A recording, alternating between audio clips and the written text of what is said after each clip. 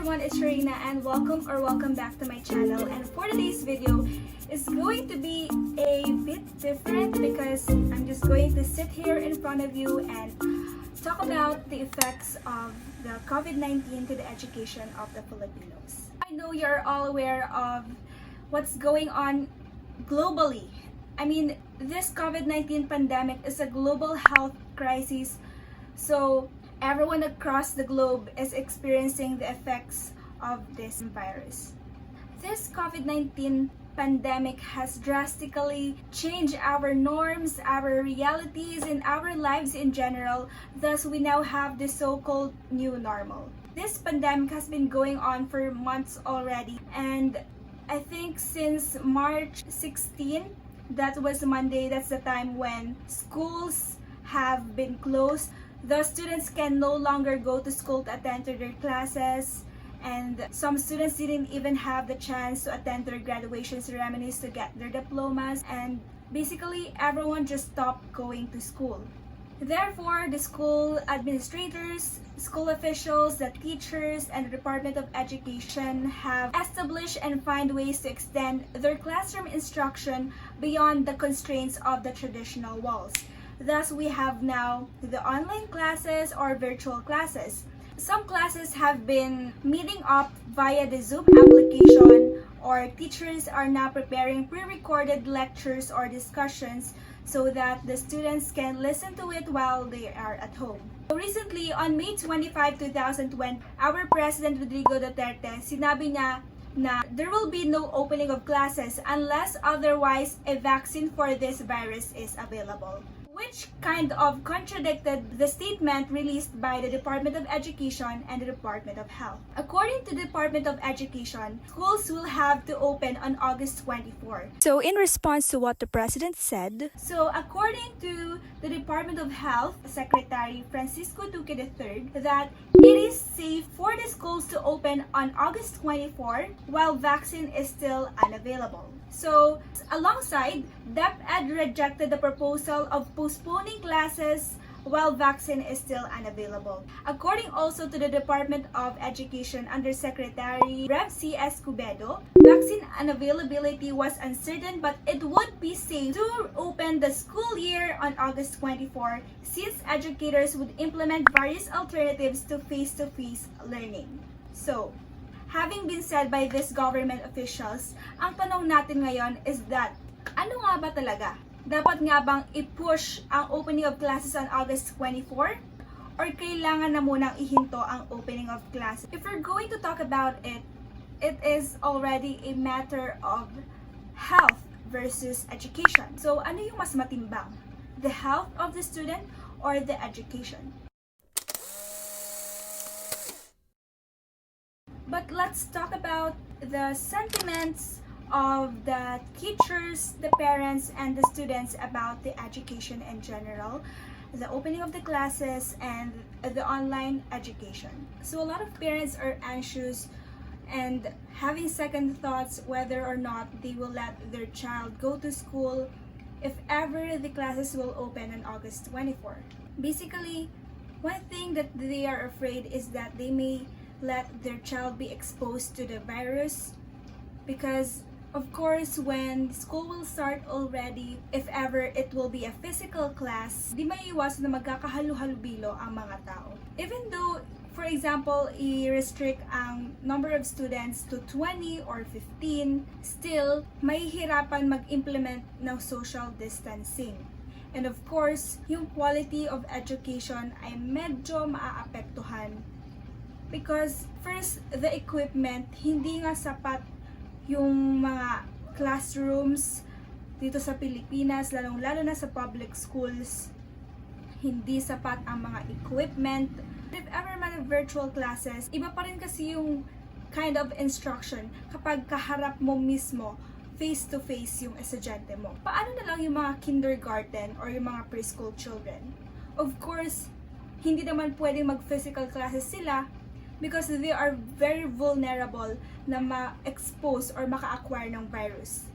And kung virtual class naman, lalong-lalo nang hindi yun magiging effective for the students for the kindergarten or preschool children, yung mga bata grade 1, grade 2, grade 3. Kasi yung attention span ng kindergarten ay masyadong mabilis. Therefore, baka hindi lang naman nila ma-absorb ng maayos if they are just going to sit in front of their laptops or their tablets. So, that is one of the sentiments ng mga parents. Paano yung quality of instruction? Paano matututo yung mga students at this kind of crisis, at this time of pandemic? And for the students naman, a lot of students are anxious about the opening of classes, about them kung makakapag-aral pa ba sila o hindi. Especially mga college students, yung mga graduating students. Ang epekto nitong COVID-19 is there still a future that awaits for them? Magiging maganda pa ba yung quality of education sa generation namin ngayon? So, if there will be a virtual classes or physical classes na kailangan may social distancing pa rin, will the kind of education be similar to the kind of education na ibinibigay noon? Of course, mababago na rin yun. So that is why ang dami-dami na rin mga student ang nagdadalawang isip if they will stop for a year or two and wait until the pandemic is over. And then for the teachers, of course, they want to make a living. And if ever man na matigil itong classes for this year, will they still be compensated? Will they still receive salaries even though matitigil ang opening of classes for this year? Or what if yung mga teachers, hindi sila masyadong ganun ka-equip sa computer skills para mag-operate ng laptops or ng computers, to use the internet, to use the Zoom. So, yung mga teachers nagwo-worry rin sila if how they will give the kind of instruction they want with this kind of setup. So, those are just some of the sentiments ng mga tao ngayon, time of crisis. So, let's now talk about the advantages and disadvantages of online education. Let's first talk about the advantages. So, the main advantage of this online classes is that nagkakaroon pa rin ng chance mag-meet yung teachers and the students during this time of pandemic. So, basically, nagkakaroon pa rin ng chance yung mga students to keep up with their classes and pagpatuloy pa rin yung kanilang pag-aaral. So, all they have to do is show up dun sa schedule ng teacher of their time for the discussion or the class. So, it is really convenient because all you need to have is an internet connection and your laptop. You just have to open your laptop and then you're good to go. You're going to have your classes. So, while the presence of technology is a good story to continue with our learning in our classes, the access to them is another story. So let's now talk about the disadvantages of online learning. The first one is not everyone has the means and access to internet connection. Paano na lang yung mga nasa remote areas where hindi malakas ang internet connection doon? Hindi lahat kayang ma-afford magpakabit ng internet connection. Yung iba nga wala na nga kinakain during this time of pandemic. Makakuha pa kaya ng panload pang internet? Makabili pa kaya ng laptop, tablets, or ng any other gadgets na kailangan for online classes?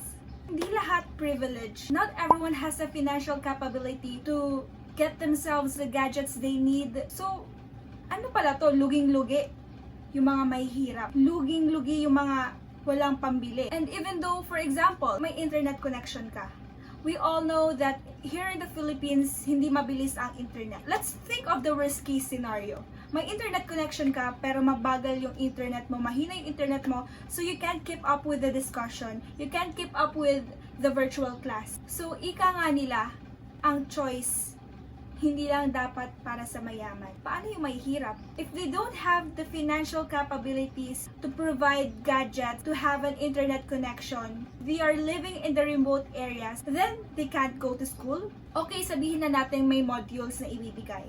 Pero baka yung modules na ibibigay, kailangan i-download through internet. Or if not naman, kung printed modules yung ibibigay, hindi naman lahat fast learn. Hindi lahat may mga family members or may mga kasama sa bahay na makakapag-guide sa kanila with the modules. Hindi lahat ng magulang kayang magbasa. Hindi lahat marunong magsulat. Therefore, kung wala silang ibang makakatulong sa bahay, and then all they have is the modules, paano nila yun maintindihan? It's not enough for them para matutunan. Therefore, yung quality ng education with this online classes situation, hindi magiging maganda. It would be like useless para mag-open ng classes kung ganun ang magiging sistema. Diba? Education is a right, not a privilege. Therefore, everyone is entitled to have a good quality education. Mayaman ka man o mahirap, you have the right to be educated. And the next point is that kapag nasa online classes ka, it means you are connected to the internet where nandoon na ang iba't ibang mga social media platform. There's Facebook, there's Twitter, there's Instagram, there's YouTube. Simpleng pag-pop up lang ng notification, pwedeng ma-distract yung mga students. Paano sila makakapag-focus magbasa ng mga modules na they have downloaded? What if wala silang printer para ma-print yon? And then, kailangan lang nila mag-resort to the ebook, downloaded worksheets. They will be easily distracted. And kung sa physical class nga, nagagawa ng mga estudyante hindi makinig sa teacher, virtual class pa kaya? It's easy for them to just open the laptop and pretend that they are listening. Pero sa totoo, behind the camera, behind their laptops, naglalaro pala sila ng ML, may iba pala silang ginagawa, nanonood pala sila ng YouTube videos, or simply nakatunga nga lang pala sila. So, hindi natin ma-make sure na everyone will have to understand and really listen to the teacher.